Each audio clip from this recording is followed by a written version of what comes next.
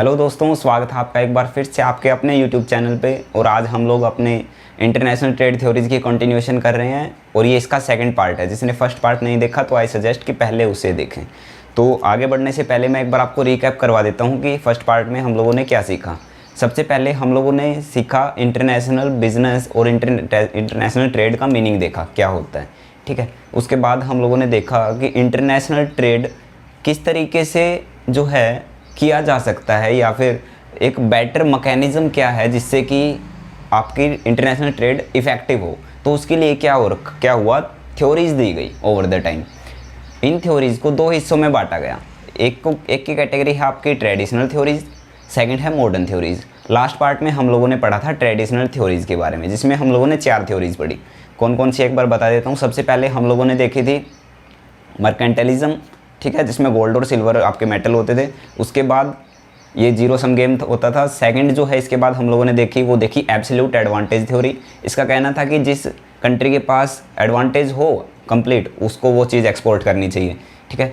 Third फिर उसके बाद आया आपका कंपैरेटिव एडवांटेज थ्योरी। इसमें क्या कहा कि अगर जैसे एडवांटेज थ्योरी में था कि भाई एक कंट्री को दोनों में अगर एडवांटेज है तो क्या हो, तो उसका जवाब दिया कंपैरेटिव ने कि उस कंट्री को कंपेयर कर लेना चाहिए अपने दोनों प्रोडक्ट्स को, और जिसमें ज़्यादा एडवांटेज हो उसको एक्सपोर्ट करना चाहिए। फिर उसके बाद आपके फोर्थ आई फैक्टर एंडोमेंट थ्योरी, और इसको ही बोलते हैं हिक्सर-ओलिन थ्योरी। इसने क्या कहा कि प्रोडक्ट जो इससे पहले वाली 3 थ्योरीज थी, इनका मानना था कि प्रोडक्शन के लिए सिर्फ लेबर की ज़रूरत होती है। फैक्टर एंडोमेंट थ्योरी ने कहा कि नहीं, हमें कैपिटल भी की भी ज़रूरत होती है। तो इस हिक्सर-ओलिन थ्योरी ने कहा कि कंट्री को उस चीज़ का एक्सपोर्ट करना चाहिए, मतलब जिसके रिसोर्सेज उसके पास अबंडेंस में है। जैसे इंडिया के पास लेबर ज़्यादा है तो लेबर से बनने वाले प्रोडक्ट्स को एक्सपोर्ट करना चाहिए, और यूएस के पास कैपिटल ज़्यादा है तो कैपिटल से बनने वाले प्रोडक्ट्स जैसे कंप्यूटर्स हो गया, इनका एक्सपोर्ट ज़्यादा करना चाहिए, ठीक है। तो यहाँ तक हम लोगों ने देखा। तो अब इसके बाद आज हम लोग पढ़ रहे हैं मॉडर्न ट्रेड थ्योरीज। तो मैं चलिए लिख देता हूँ एक बार, मॉडर्न ट्रेड थ्योरीज।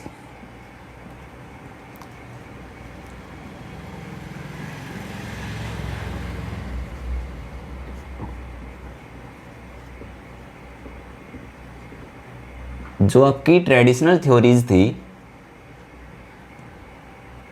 उसमें हमने जो है मेन देखा वो मैकेनिज्म देखा कि किस तरीके से हेल्पफुल हो सकती है, या फिर किस तरीके से आपको ट्रेड करनी चाहिए।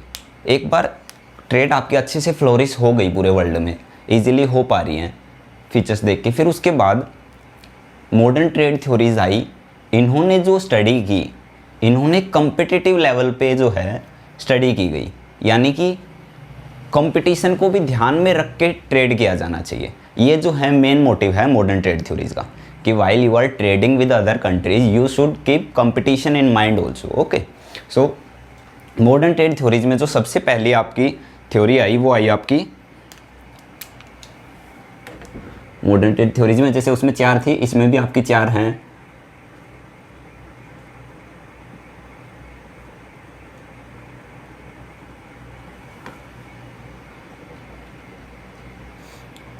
तो पहली है आपकी मॉडर्न ट्रेड थ्योरी में country similarity theory. Country similarity theory, इससे नाम से ही पता चल रहा है कंट्री सिमिलैरिटी,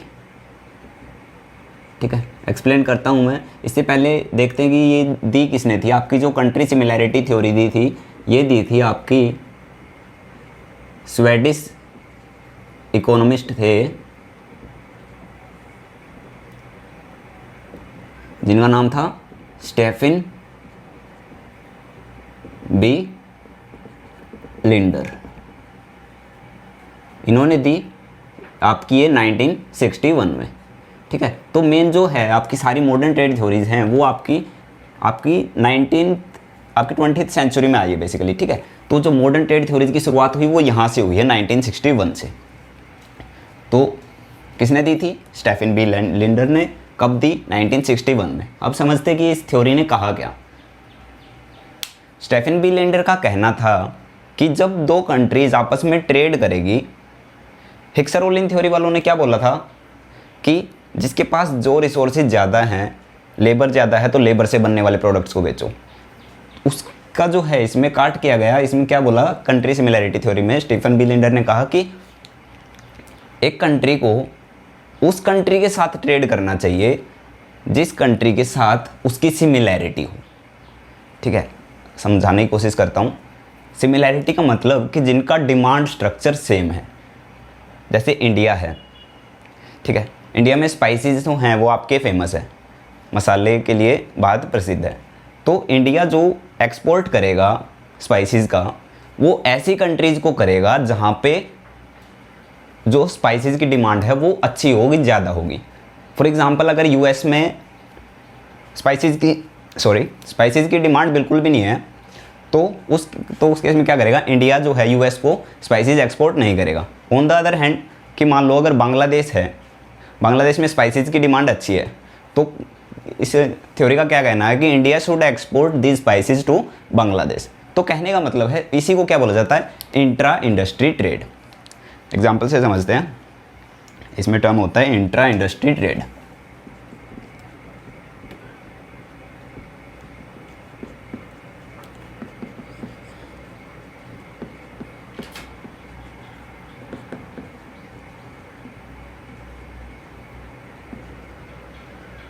एग्जाम्पल लेते हैं, जैसे कार का एग्जाम्पल लेते हैं।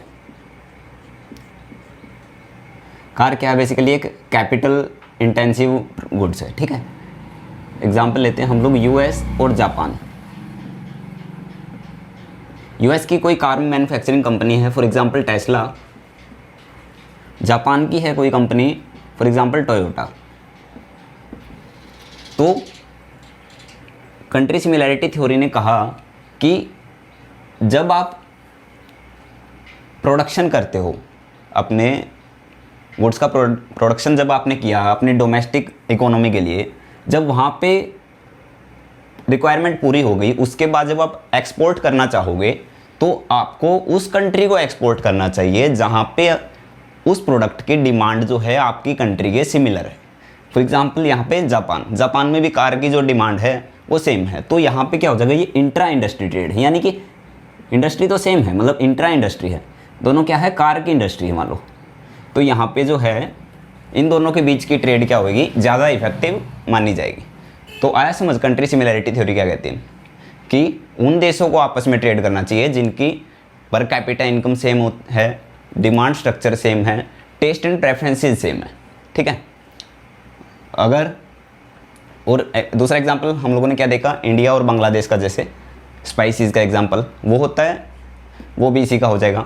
ठीक है, तो आई होप आपको फर्स्ट जो है कंट्री सिमिलैरिटी थ्योरी ये समझ में आई होगी। तो आपके लिए इंपॉर्टेंट क्या है, आप एक एग्जांपल ध्यान में रख लेना, किसने दी थी, स्टीफन बी लिंडर। कब दी थी, 1961 में। ये जो है आपके लिए इंपॉर्टेंट है नेट के पॉइंट ऑफ व्यू से। ठीक है, तो चलिए आगे बढ़ते हैं, मैं इसको एक बार रब कर देता हूँ। तो सेकंड जो हमारी थ्योरी है मॉडर्न ट्रेड थ्योरीज में, वो है आपकी product life cycle theory. I hope आपको फर्स्ट थ्योरी क्लियर हो गई होगी। सेकंड देखते हैं अब, प्रोडक्ट लाइफ साइकिल थ्योरी। ये जो आपकी थ्योरी दी थी, ये दी थी आपकी रेमंड वर्नन ने। किसने, रेमंड वर्नन, नाम याद रखना। कब दी थी, इन मिड 1960s। इसका एग्जैक्ट ईयर जो है वो नहीं है कहीं पे। ठीक है, और ये इसका इम्पोर्टेंट भी नहीं है इसलिए इतना। बेसिकली जो क्या है ना, आपकी मॉडर्न ट्रेड थ्योरीज हैं, ये 10-10 साल के इंटरवल पे आई थी। इस तरीके से भी आप याद रख सकते हो। तो वो आई थी, पिछली वाली कौन सी कब आई थी, 1961 में। ठीक है, तो ये 1970s के अराउंड आई होगी। तो प्रोडक्ट लाइफ साइकिल थ्योरी क्या कहती है, गिवन बाय रेमंड वर्नन। नाम पे देखो एक बार, प्रोडक्ट लाइफ साइकिल।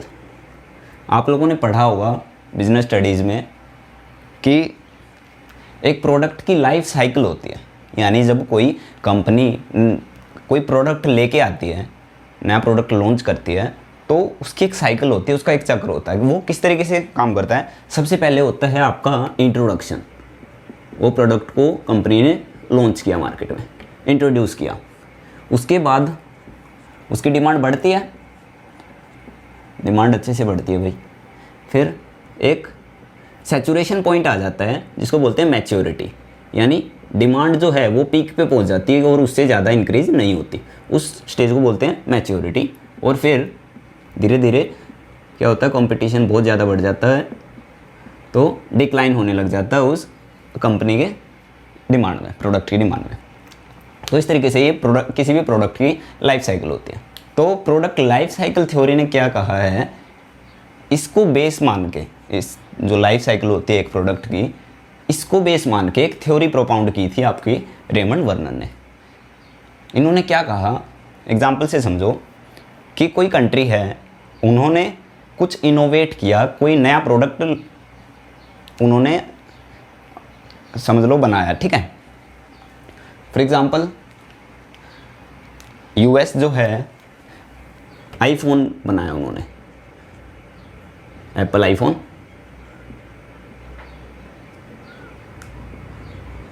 इन्होंने ये लॉन्च किया,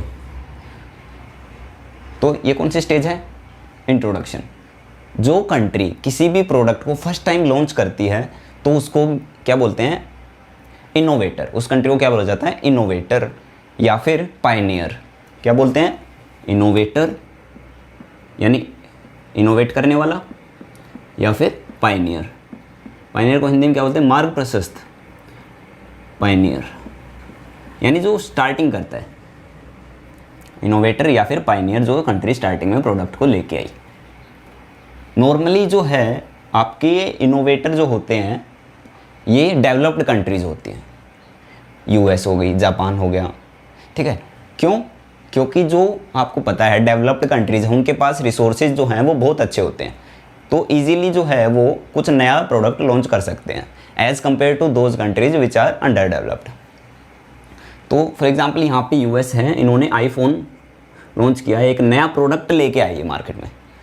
तो अब ये देखो नया प्रोडक्ट है, अभी तक ऐसा आया नहीं कोई ऐसे फीचर्स वाला या इस टाइप का, तो क्या ये बताओ इसका कोई कॉम्पिटिटर होगा मार्केट में, बिल्कुल भी नहीं होगा।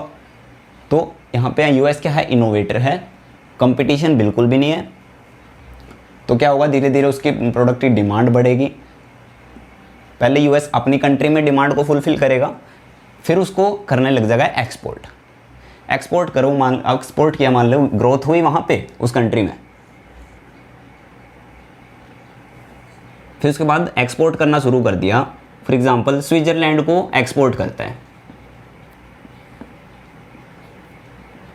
यूएस क्या करने लग गया, स्विट्जरलैंड को, जो बेसिकली स्टार्टिंग में एक्सपोर्ट होता है ये भी आपका डेवलप्ड कंट्रीज़, क्योंकि डेवलप्ड कंट्रीज़ ही जो है अफोर्ड कर पाती हैं थोड़े एक्सपेंसिव गुड्स, ठीक है। तो स्विट्जरलैंड को क्या करना, एक्सपोर्ट करना शुरू कर दिया। ये जो है ये आपकी मैच्योरिटी स्टेज कहला देते हैं, ठीक है। इसके बाद क्या हुआ, स्विट्जरलैंड में हुआ, धीरे धीरे क्या हुआ, all over the world iPhone की डिमांड बढ़ने लग गई, इंडिया में भी और सब जगह भी। तो जो स्टार्टिंग में आईफोन का जो कोई कंपटीटर नहीं था, यानी कि एक नई टेक्नोलॉजी थी, नया प्रोडक्ट था, धीरे धीरे क्या हो रहा है वो अब नॉर्मल होता जा रहा है, ठीक है। तो वो क्या हो जाएगा, अब एक स्टैंडर्डाइज्ड प्रोडक्ट बन जाएगा, स्टैंडर्डाइज्ड प्रोडक्ट, यानी कि जगह जगह जो है हर देशों में उसकी डिमांड बढ़ गई, तो ये एक प्रोडक्ट क्या हो गया, एक स्टैंडर्डाइज्ड प्रोडक्ट हो गया, नॉर्मल प्रोडक्ट हो गया। फॉर एग्जांपल इंडिया में भी क्या होगी, आईफोन की डिमांड बहुत ज़्यादा बढ़ गई, तो अब क्या होगा, आईफोन जो बना रहे हैं वो इंडिया में बनना शुरू हो जाएगा। कहाँ पे, इंडिया में प्लांट लगा देंगे।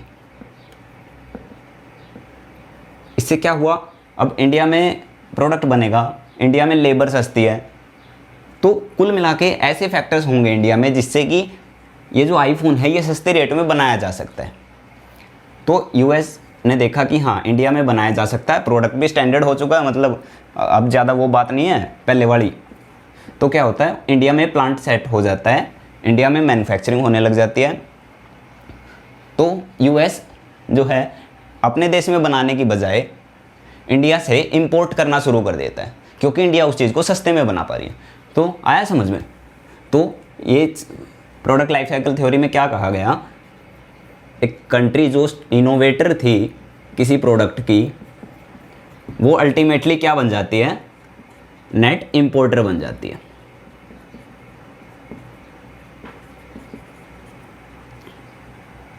ये आपका प्रोडक्ट लाइफ साइकिल थ्योरी में एक्सप्लेन किया गया। आई होप आपको क्लियर हुआ होगा। तो चलिए हम लोग अब अपनी थर्ड थ्योरी के बारे में पढ़ते हैं। इसको मैं एक बार साफ कर देता हूँ। तो हमारी जो अगली मॉडर्न थ्योरी है जो है थर्ड, वो है आपकी द न्यू ट्रेड थ्योरी। ठीक है, द न्यू ट्रेड थ्योरी। इसका जो दूसरा नाम है वो है आपका ग्लोबल स्ट्रेटेजिक राइवलरी।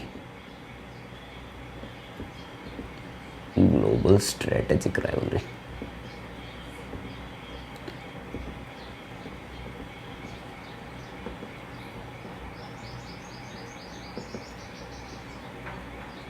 ये तो आपको क्लियर है ही कि जो मॉडर्न ट्रेड थ्योरीज हैं ये किसको ध्यान में रख के दी गई हैं, आपकी कॉम्पिटिटिव एडवांटेज को, कि देशों को कॉम्पिटिटिव एडवांटेज कब होगा।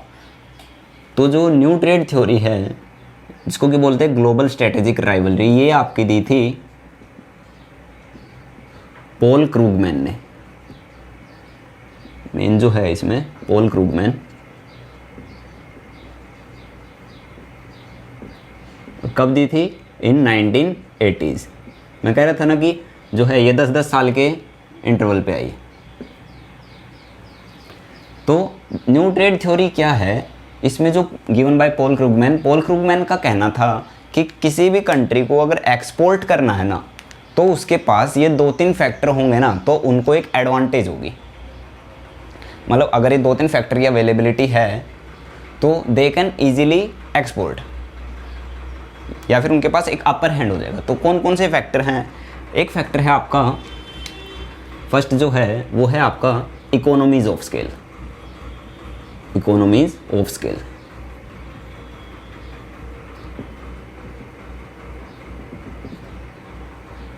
इकोनॉमी ऑफ स्केल क्या होता है कि जैसे जैसे आप प्रोडक्शन की क्वांटिटी बढ़ा देते हो, द क्वांटिटी यू प्रोड्यूस्ड, उसको आप बढ़ा देते हो, तो आपकी जो पर यूनिट कॉस्ट होती है ना वो कम हो जाती है। उसको उसी को बोलते हैं इकोनॉमीज ऑफ स्केल।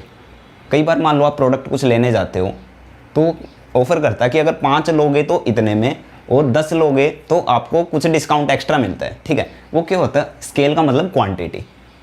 स्केल मतलब क्वांटिटी में इंक्रीज होने से आपकी जो इकोनॉमी, आपका मतलब जो सस्ता पड़ा ना, उसी को बोलते हैं बेसिकली इकोनॉमीज ऑफ स्केल। तो फर्स्ट जो फैक्टर है वो आपका इकोनॉमीज ऑफ स्केल अगर होगा ना, तो उससे में आपके जो एक्सपोर्ट में होगा वो हेल्प मिलेगी। ठीक है, सेकंड जो फैक्टर होना चाहिए वो होता है आपका product differentiation.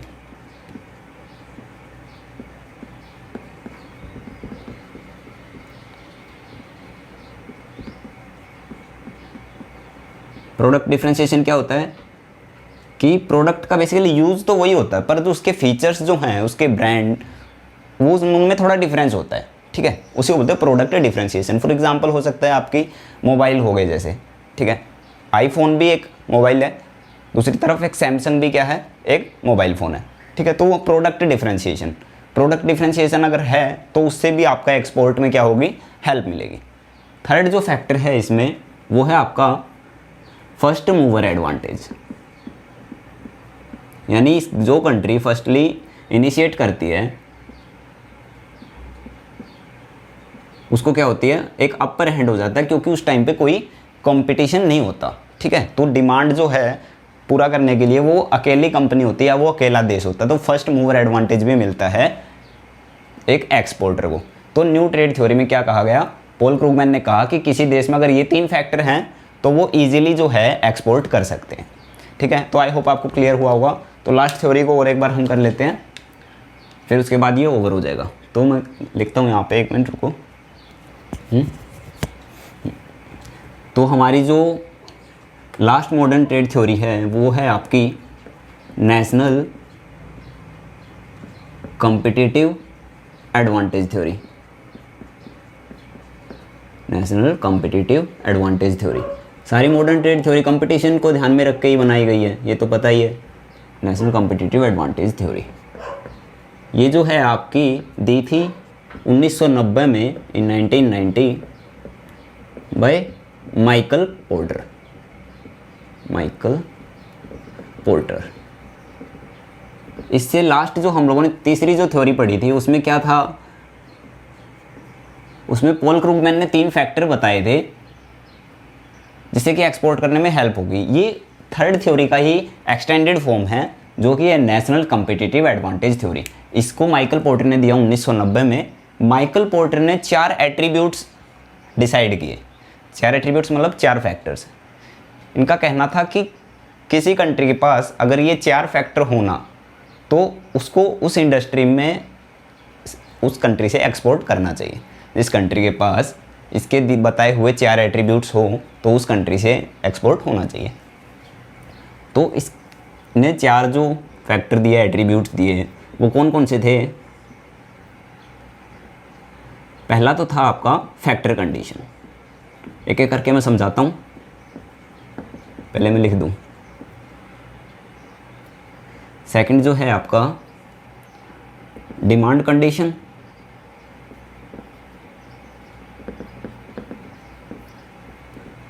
Third strategic rivalry structure.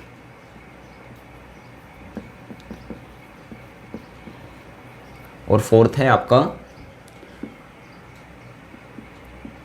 Supporting and related industries.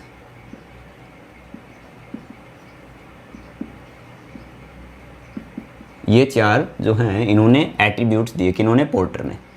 तो ये 4 जो हैं इनको ऐसे जोड़ दिया गया और एक डायमंड की शेप दे दी गई।